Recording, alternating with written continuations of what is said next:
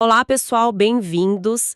Hoje o nosso mergulho é num tema delicado, mas muito importante. Bem importante. É algo que talvez muita gente já tenha sentido na pele, mas sem saber o nome. O tal do narcisismo espiritual. Exato. E a gente vai se basear num artigo do presbítero Marcos Benedito. O título é Narcisismo Espiritual, o perigo da primazia pessoal.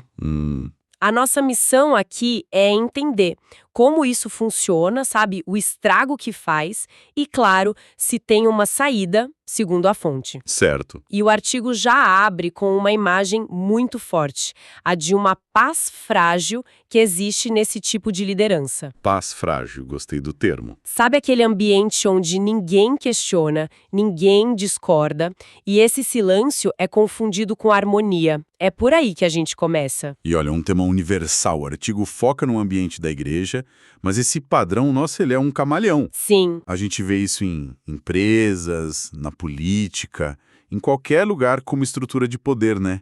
O que a fonte coloca é um conflito clássico. Qual? A briga entre o projeto do grupo, a missão coletiva e o projeto pessoal de um líder que, no fundo, está mais preocupado com o próprio pedestal. Exato. O autor descreve um cenário que no começo parece até mais fácil. Como assim? Se adaptar a esse líder parece o caminho mais simples. Ele cria um ambiente super controlado, sabe? Onde a repetição é segurança. A ausência de debate é vista como paz. Isso. E o que alimenta essa máquina, segundo o artigo, é a adulação. A necessidade que esse líder tem de ser tratado como especial. Ungido. Um ungido. Alguém acima dos outros. Essa bajulação é o combustível. Tem uma frase do autor que resume tudo. Manda. Ele diz que essas pessoas não querem colaboradores, elas querem executores de seus desejos. Nossa, é bem direto. E ele até usa uma citação de Filipenses, que é uma flecha, porque cada um buscava o que era seu e não o que era o de Jesus Cristo. E o mais irônico é que essa busca pelo que é seu cria essa paz que é uma casca de ovo. Por fora tudo parece calmo, mas o autor argumenta que basta um toque. Uma ideia nova que não veio do líder para tudo quebrar. Ameaça. Uma ameaça existencial. E aí a gente entende a lógica distorcida que a fonte aponta. Para o líder narcisista, a comunidade, a missão, as pessoas... São ferramentas. Ferramentas para o projeto de poder dele. A obra coletiva vira secundária. É triste pensar nisso. E o autor é duro nesse ponto. Ele diz que esse líder não vai pensar duas vezes em sabotar o próprio projeto para não perder a autoridade. Ele até cita Ezequiel. A passagem dos pastores? Essa mesma, ai dos pastores que se apacentam a si mesmos. Não deveriam os pastores apacentar as ovelhas? É uma pergunta que ecoa, né? Com certeza. Então o líder se protege, mas o custo para a comunidade é altíssimo. O artigo fala em estagnação. Exato. E é quase como se o líder preferisse que nada de bom acontecesse a correr o risco de alguém brilhar mais do que ele. O crescimento do outro é uma ameaça. Sim. Então a comunidade inteira precisa ser mantida num estado de dependência quase infantil para que ele continue sendo a única referência. Pois é.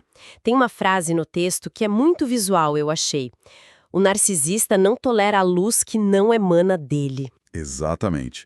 E essa frase explica porque na análise da fonte, esses projetos raramente se sustentam a longo prazo. Certo. Pensa num ecossistema. Um ecossistema saudável precisa de diversidade, de sementes novas. A liderança narcisista age como um herbicida. Ela mata tudo ao redor. Impede que novas lideranças surjam, que novas ideias floresçam. A energia de todo mundo que deveria estar focada em avançar é gasta gerenciando o ego frágil do líder. É um dreno de energia. Total. Em vez de construir, a comunidade passa o tempo apagando incêndios de vaidade. O resultado é o retrocesso. E o artigo ilustra com aquela citação de Mateus. Todo reino dividido contra si mesmo Ficará deserto. E a divisão aqui não é externa. É o líder contra o potencial do seu próprio time. Essa ideia de sabotar o próprio time é forte. E o autor traz uns exemplos da Bíblia que são muito concretos. O primeiro é um clássico. Saul e Davi. Exato. O artigo diz que o problema de Saul não foi incompetência no início, foi o pânico de perder os holofotes para Davi. A popularidade, né? Isso. Quando o povo começou a cantar Saul matou seus milhares, mas Davi suas dezenas de milhares, a chave virou. Acabou ali. Ele não viu um guerreiro que fortalecia o reino, ele viu um rival. E a energia dele foi toda para perseguir um aliado. A fonte destaca aquela passagem de 1 Samuel. E Saul olhava para Davi com maus olhos. Desde aquele dia em diante. É o início do fim. E o segundo exemplo, Diótrefes, é talvez a versão mais explícita. Menos sofisticada, Muito né? menos. A própria Bíblia, em 3 João, descreve ele com uma frase que já é o diagnóstico. Ele gosta de exercer a primazia. Não tem disfarce. É o poder pelo poder. Total. O texto diz que ele era hostil, centralizador, fechava a porta para quem pudesse trazer ideias novas. A citação é curta e grossa. Diótrefes não nos recebe. Simples assim. E o terceiro exemplo, os fariseus. Adiciona outra camada. O autor aponta que a crítica de Jesus a eles não era doutrina, era motivação. A performance. Isso. Eles amavam o espetáculo da religião. O palco era mais importante que o altar. O foco era o reconhecimento, a aparência, os melhores assentos. O status. Era tudo sobre status. O artigo cita Mateus. Amam os primeiros lugares nos banquetes e as primeiras cadeiras nas sinagogas. O que eu acho fascinante é como os 3 exemplos pintam um quadro completo. Sim. Saul é o narcisismo que nasce da insegurança, da comparação. Diótrefes é o poder bruto do aqui quem manda sou eu. E os fariseus? Os fariseus são o narcisismo da imagem pública, da vaidade. São 3 faces da mesma moeda. O medo, a arrogância e a vaidade. E é por isso que é tão difícil de identificar, né? Às vezes se disfarça de zelo, de liderança forte. Ou até de humildade performática.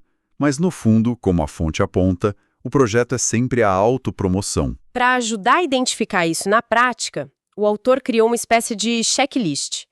Uma lista com 7 sintomas. Isso é útil. Eu vou ler a lista, acho que vale a pena. Primeiro, centralização extrema do poder. Clássico. Segundo, intolerância a ideias diferentes. Terceiro, desvalorização dos dons alheios. Quarto, medo constante de perder espaço. Quinto, exclusão sistemática de pessoas capacitadas. Isso é cruel. Sexto, estagnação proposital da comunidade. E o sétimo, que para mim é o mais perigoso de todos. Qual? Espiritualização do controle. Aquela ideia de que Deus só fala comigo. Isso não é quase uma carta branca para o autoritarismo? Sem dúvida. É a cartada final. Porque quando um líder espiritualiza o controle, ele tira a discussão do campo racional. Exato. Discordar dele não é mais uma questão de estratégia. Vira desobediência a Deus. É uma tática de poder. Perversa. E ela conecta tudo, né? Com certeza. Se Deus só fala comigo, que é o sintoma 7, então é lógico que eu vou centralizar o poder, o sintoma 1, e ser intolerante a outras ideias, o sintoma 2. Porque as outras ideias não vieram da fonte. Exatamente. E para manter esse status, eu preciso desvalorizar quem tem talento e excluir os mais capacitados. É um sistema que se fecha. Faz todo sentido. É um dominó. E essa exclusão de pessoas capacitadas, a gente vê muito. Em vez de celebrar os melhores, o líder se sente ameaçado e começa a isolá-los. A minar a reputação deles. Sim, e a comunidade perde seus membros mais promissores. No fim, fica só quem aceita viver na sombra do líder. Exato. E isso leva ao sintoma 6, a estagnação proposital. Não é que a comunidade não cresce por acidente. Ela é impedida de crescer. O sucesso coletivo vira um perigo. É o oposto do que se espera de uma liderança. O autor critica isso usando uma passagem de 1 Tessalonicenses que diz: não extingais o espírito, não desprezeis as profecias. Ou seja, não sufoque a comunidade. Exato. Esse controle excessivo, essa necessidade de ser a única voz, literalmente extingue o potencial do coletivo. Ok, o cenário é bem sombrio. E a pergunta que fica é: tem saída?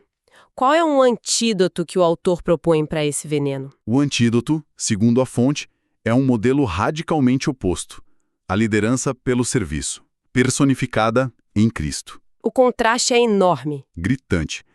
Jesus não tinha o menor medo de ter discípulos fortes e inteligentes. Pelo contrário, Ele investiu neles. investiu, capacitou, delegou responsabilidades imensas. O projeto dele não era construir um monumento a si mesmo, era capacitar os outros. Ele não tinha medo que os discípulos brilhassem. E tem uma figura que o artigo usa que simboliza essa mentalidade de forma perfeita, João Batista. Assim, A frase dele é talvez o maior antídoto verbal ao narcisismo. Convém que ele cresça e que eu diminua. é a inversão completa da lógica. Totalmente. A lógica narcisista seria: convém que eu cresça, mesmo que o resto diminua. Perfeito. E essa frase de João Batista é o coração da liderança servidora. A autoridade não vem do cargo, do título, ela vem do exemplo, do serviço. O líder na base, sustentando. Isso. O poder é usado para empoderar e não para controlar. A fonte conclui com uma das frases mais revolucionárias do Novo Testamento sobre poder, dita por Jesus em Mateus. Quem quiser ser o primeiro. Será vosso servo. É virar a lógica do mundo de cabeça para baixo. O narcisismo gera dependentes. O serviço gera líderes autônomos.